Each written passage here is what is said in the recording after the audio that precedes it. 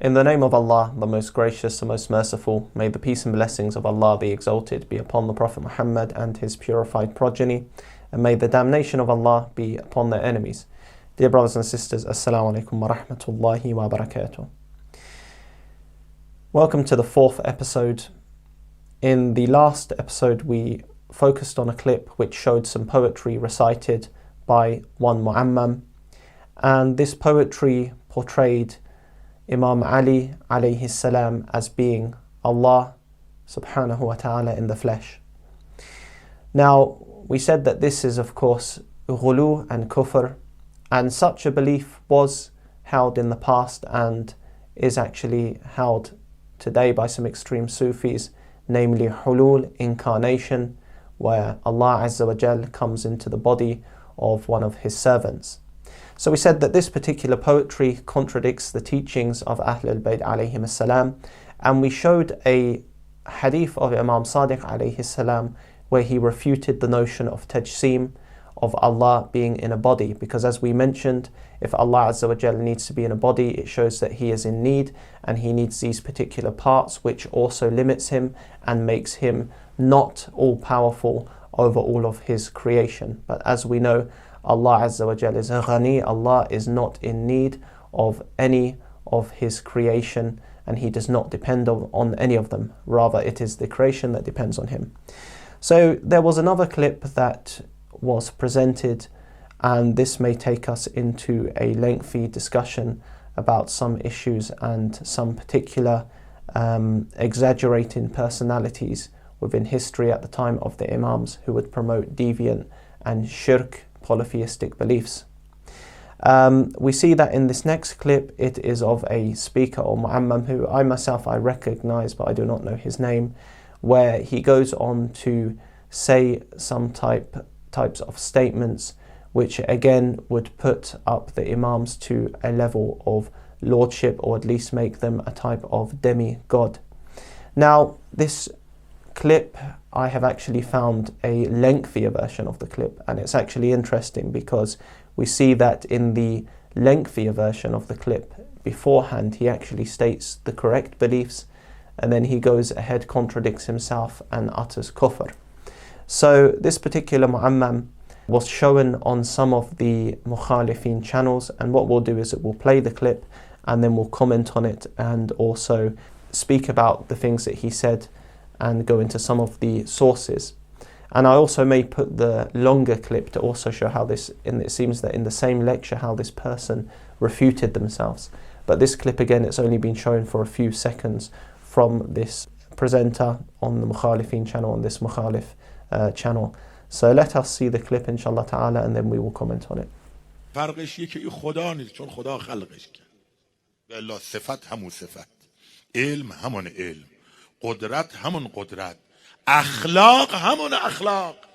صفات خدا، رحم خدا، مروت خدا، کرم خدا، رحمانیت خدا چجوره؟ هر خدا بیاد را بره عین حسین را میره. حسین خدای ظاهر است، او خدای غائب است. Welcome back everyone. So we've seen the clip and it's quite strange because he goes to pose that question that can God create another God like himself or more powerful than himself, which is posed by atheists and some who like to bring up doubts. And as we know, this, if anything is created, it isn't God anymore. So again, the question is wrong in itself, because anything that would be created by God is a creation, and it would create infinite regress. Let's say if a God would create another God and another God and another God, etc., then none of these would actually be gods because they came into existence, and God is self-existent who didn't have anyone to bring him into existence. So this question is one of those types of trick questions. But the most strange thing is that the person speaking about this, he says, if I can just quote it correctly, that yes, God did create one like himself. However, the only difference is that one is not literally God. So he just contradicted himself, and it's quite idiotic to state this, because again, you've just contradicted yourself.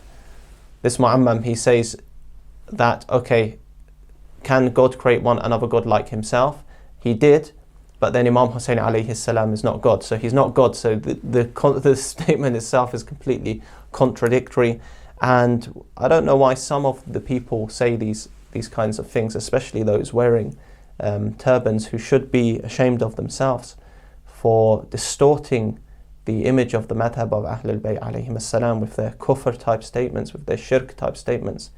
And then he goes on to say that Hussein is Khuda Zahirast, and it is not allowed to speak about the Imams alayhim as-salam in this way. This type of praise, this is an example for all the dear brothers and sisters and the viewers of praise which exceeds the limits and goes beyond the limits, where someone will come and say that any of the Imams are gods. This is not something that has any basis in the Quran and the teaching of the Prophet Muhammad sallallahu alaihi wasallam and the Ahlul Bayt alayhim as-salam. This has something which has no basis. And he says that Imam Hussain alayhi salam is a Khuda Zahirast.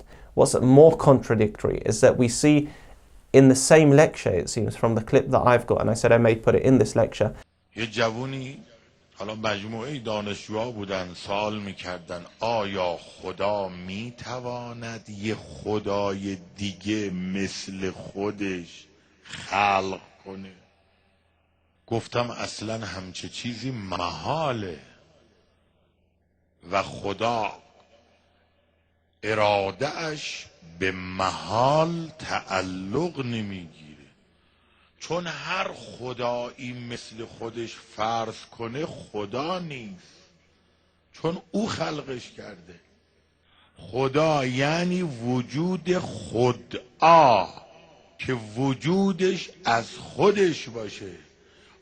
خدا یعنی خدا، یعنی وجود بی خالق، وجود بی علت. اگه بنا باشه این خدای خودمون، خدای مهربانمون، 1000 تا خدای دیگه خلق کنه، اونا خدا نمیشن، اونا خالق دارن. اگه فکر میکنی نکرده کرده، برو بشناس خدا 14 تا خدا مثل خودش خلق کرده که مثل اوان. فقط یه فرق با خدا دارن، اونا خدا نیست، مخلوق خدان، چون خدا خلقشون کرده. و الا That firstly what he does, this particular speaker, he brings Imam Hussain alayhi salam down to his real station. So he brings that he is an Imam, that he is one of the proofs of God. But then he says, after that, he says that he says anything that is created cannot be God, because God, Khuda, as he says, exists by his own existence. So he goes off with the right aqidah in the beginning, but then he goes after that to claim that the Imams are some types of lesser gods or demigods. And again, in the previous episode, we showed the clip where it was hulul being talked about, which is not something new that was brought by that speaker mentioning. And what he also brings is not something new, rather it is a repeated belief of the ghulat. And another thing is that we see that this particular clip, it was actually shown on one of the Shia TV channels, but I do not believe they would have been aware of such beliefs being said, because some people, for example, they may know a particular speaker, put the lectures on the channel and not monitor every single minute of these lectures. So I believe this was played on, was it Sheikh Hassan Aliyari's channel, and I do not believe he probably would have been aware of such kufr beliefs which were shown on the channel. But anyhow, we've shown that this person in the clip contradicts himself, where he says that he mentions this question which is put forth by atheists, that could God create another God like himself? And then he says he did do that, but then Imam Hussain alayhi salam isn't God, and he's a Khuda Zahiras. This is complete kufr type of language which is being used, and he refutes himself. But what we need to also pay attention to is the concept of God and gods. In the past, as we know, the polytheists at the time of the Prophet Muhammad sallallahu alaihi wasallam, they also took gods. There's no such thing as gods. We only have one God. Yes, we can say, if we're talking about a context, this religion believes in various gods, but there's no such thing as gods. And we find in one of the ayat of the Quran, in one ayah where Allah Azza wa Jalla says, وَاتَّخَذُوا مِن دُونِهِ آلِهَةً لا يخلقون شيئا وهم يخلقون ولا يملكون لأنفسهم ضرا ولا نفعا ولا يملكون موتا ولا حياة ولا نشورا. So Allah Azza wa Jal, He says in the Quran, yet they have taken gods besides Him. So we don't have any other thing called as gods. It is only Allah Azza wa Jal who is God. Yet they have taken gods besides Him, gods that do not create anything while they are themselves created, and they do not own for themselves any harm or profit, nor can they control death, nor life, nor resurrection. So they do not possess the controlling of death, life and resurrection. So we find that these mushrikeen, they believed in gods, and of course the person in this clip is propagating a type of extremism to call one of the imams a god or khuda zahirast. In fact, you are making the imams types of demigods, and this is extremism. And of course what we find also is that the mushrikeen, the polytheists, they were not all of one belief. They associated partners with Allah, and this is a very lengthy discussion, but what I'll do towards this, the end of the episode now, I will just briefly touch on this topic before we continue about the mushrikeen of Quraysh, that they were divided in their beliefs in some particular matters, but they all associated partners with Allah Azza wa Jal. So, for example, some of them believed in just time and nature as the causes of everything and not necessarily believing in a God. Others, they recognized, for example, Allah Azza wa Jal as the creator, but then they refused to worship Him alone, and they gave certain attributes of Allah Azza wa Jal and powers to their smaller gods or their demigods. So yes, there are ayat in the Holy Quran where they recognize, it says that some of the mushrikeen, they would recognize that Allah Azza wa Jal, He created everything, but this, to answer this, we say this was their fitrah speaking. It's not necessarily their true belief. Their fitrah would speak, but then they would do something else. So what we say is that they refused to worship Allah Azza wa Jal alone. They gave these attributes for their gods. And for example, if we give a particular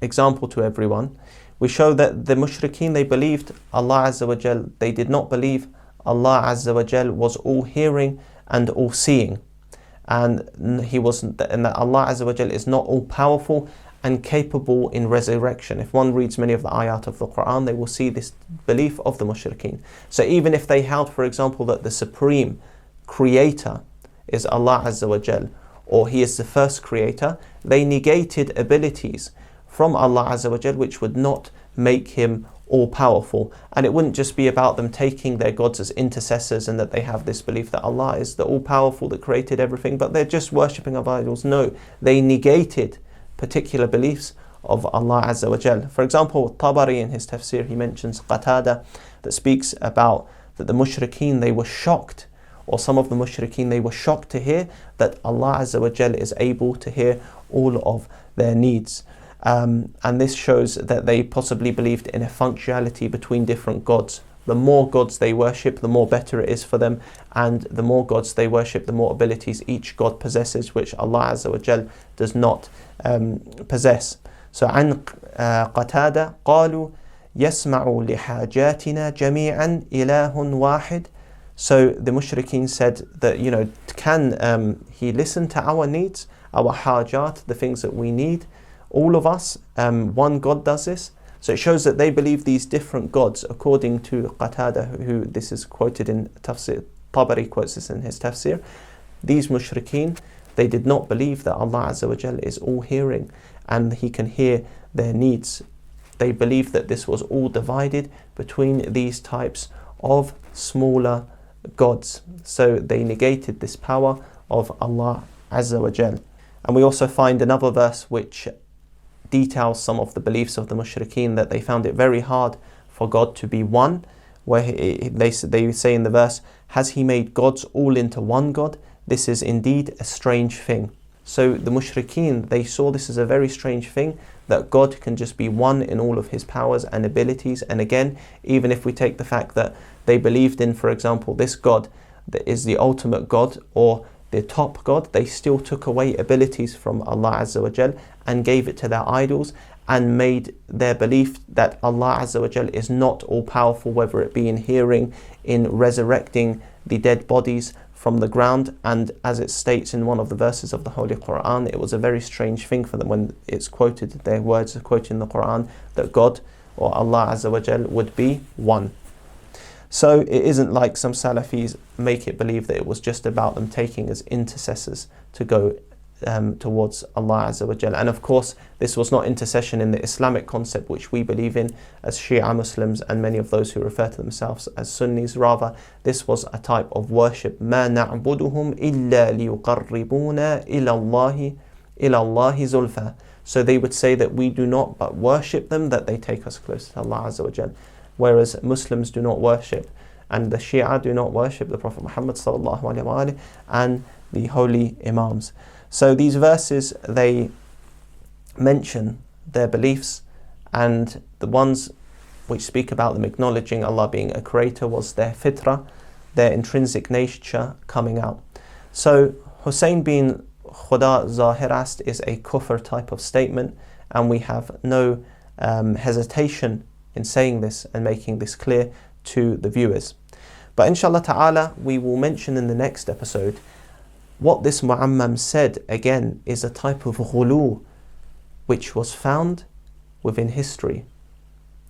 The theory of the two gods of Bayan, a exaggerator in the times of the Imams alayhim salam, promoted a similar type of theory. And this statement of calling Hussein a Khuda reminds me of this concept of Bayan, where he said that there is a God of the earth and a God of the heavens. And inshallah ta'ala, in the next episode we will go into some of the ahadith to make this clear, where Bayan had this type of theory. His name Bayan bin Sam'an, and he was of the Bayaniya sect, or made this sect that believed that there was always a God on the earth. And this Bayan character lived in the time of Muhammad ibn Hanafiya and Imam Sajjad, and he would be one of the ghulat that spread lies. So what we'll do inshallah ta'ala is that we will speak about this and continue our discussion relating to this clip, and how some of the ghulat, the exaggerators, actually had this theory of taking multiple gods or calling the Imams alayhim as-salam gods in history. اللهم صل على محمد وآل محمد وعجل فرجهم ولعن أعداءهم.